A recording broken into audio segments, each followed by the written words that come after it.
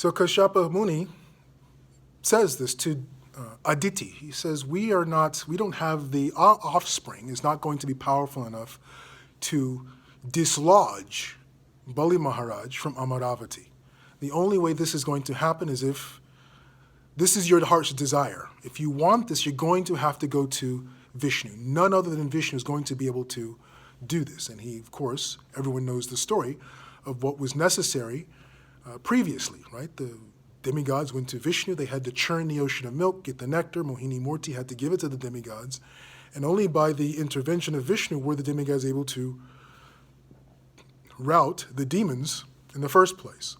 So Kashyapa Muni says, we're going to have to do this again. If this is what you want, this is your heart's desire, then I suggest you engage in this particular type of austerity, this particular type of tapasya. It is a 12-day sacrifice. It is a 12-day tapasya.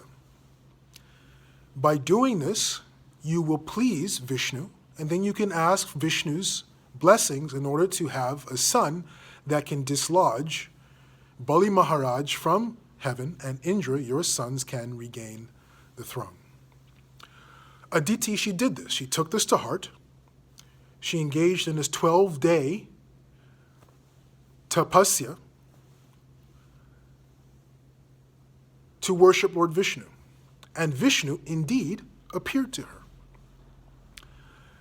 Quite overwhelmed by the appearance of the Supreme Personality of Godhead, still she said, my dear Lord, please give me a son that will dislodge Bali Maharaj from heaven and can reinstall my sons, Indra and so on, back in the throne, back in the city of Amaravati, the throne of the heavenly planets. So Vishnu said, Tatastu, so be it, and disappeared. In due course of time, Aditi became pregnant.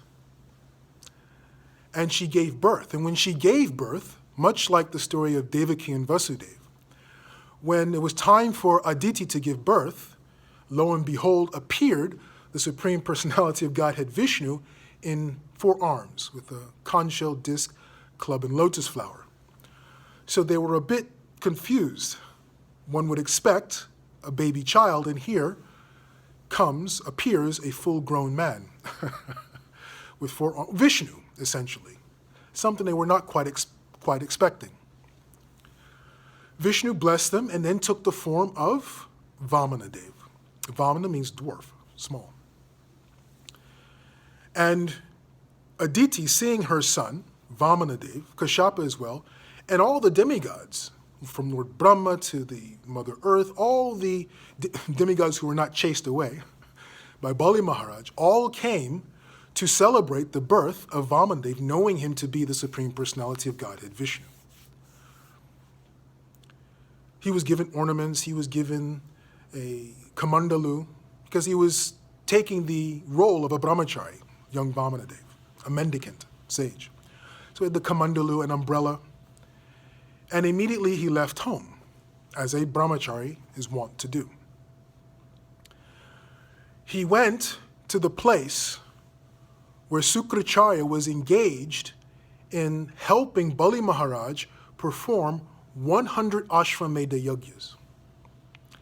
Now, the performance of 100 Ashvamedha Yagyas is very important because there's only one person in all of creation that has done this. The only person that has done 100 Ashvamedha Yagyas is Lord Indra. So Bali Maharaj is engaged in this attempt to perform 100 Ashvamedha Yagyas. And in doing so, he becomes truly qualified to be the king of heaven. He gets the credibility of being Indra because he has also done these 100 Ashvamedha Yagyas. He has not merely usurped the throne from Indra, he now has a credibility. He now deserves to be on the throne. So he's engaged in this process of doing the 100 Ashvamedha Yagyas. And Sukracharya is helping him do this. We'll pause here and continue.